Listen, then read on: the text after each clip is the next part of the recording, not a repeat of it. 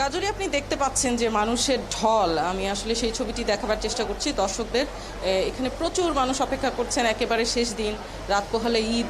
তারপরেও অনেকেই যারা টিকিট পাননি বাধ্য হয়ে 16 তারিখে যাচ্ছেন, অথবা অনেকেই যারা মনে করেছেন যে আগের দিনটাতে হয়তো একটু ফাঁকা থাকবে, সেই মানুষগুলোই কিন্তু আজকে ট্রেনের আশায় স্টেশনে এসেছেন। অনেকেই স্ট্যান্ডিং টিকিটের যাত্রী।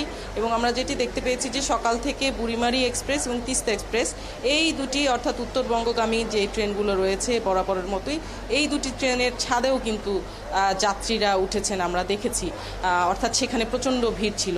তবে এখন পর্যন্ত কোনো ট্রেন খুব বেশি দেরি করে ছেড়েছে বলে আমাদের নজরে আসেনি। হয়তো 10 মিনিট 15 মিনিট এই রকম দেরি হতে পারে। তবে 10টা 15-তে যে একতা এক্সপ্রেস, যেটি দিনাজপুরগামী, এটিও উত্তরবঙ্গের একটি বড় ট্রেন, সেই ট্রেনটি কিন্তু এখনও পর্যন্ত প্ল্যাটফর্মে এসে পৌঁছায়নি। অর্থাৎ 10টা বেজে গেছে, এটি প্ল্যাটফর্মে এসে পৌঁছানোর কিন্তু আরও 15 থেকে 20 মিনিট পরে আসলে ছাড়ার সুযোগ হয়ে থাকে। যাত্রীরা উঠবার পরে সেটি পরিষ্কার করার ব্যাপার থাকে। সেই ট্রেনটি কিন্তু এখনও এসে পৌঁছায়নি। আমাদের স্টেশন কর্তৃপক্ষের সাথে কথা হয়েছিল, তারা যেটি বলেছেন যে একতা এক্সপ্রেসটি একটু দেরি করে পৌঁছেছে।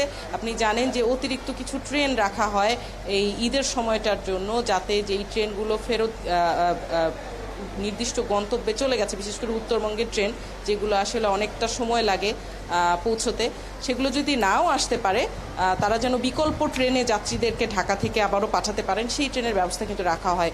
সেই বিকল্প ট্রেনও কিন্তু এখন পর্যন্ত আসেনি। অর্থাৎ এই একতা এক্সপ্রেস অন্তত 40 মিনিট দেরি হবে ছাড়তে, এমনটাই কিন্তু কর্তৃপক্ষ জানিয়েছেন। এবং আগের মতোই স্বস্তির যাত্রাই আছে, খুব বেশি যে উপচে পড়া ভিড় আছে সেটি নয়। তবে যেমনটি বলছিলাম, তিস্তা এক্সপ্রেস এবং বুড়িমারি এক্সপ্রেসে কিন্তু ছাদে মানুষ ছিল। এছাড়া বাকি সবগুলো ক্ষেত্রে দেখা যাচ্ছে যারা স্ট্যান্ডিং টিকিটের যাত্রী, তারা কিন্তু আসলে প্রথম 2-3টি বগিতেই ঢুকে পড়বার চেষ্টা করেন তাড়াহুড়ো করে, কিন্তু সামনে অনেক বগি খালি থাকে।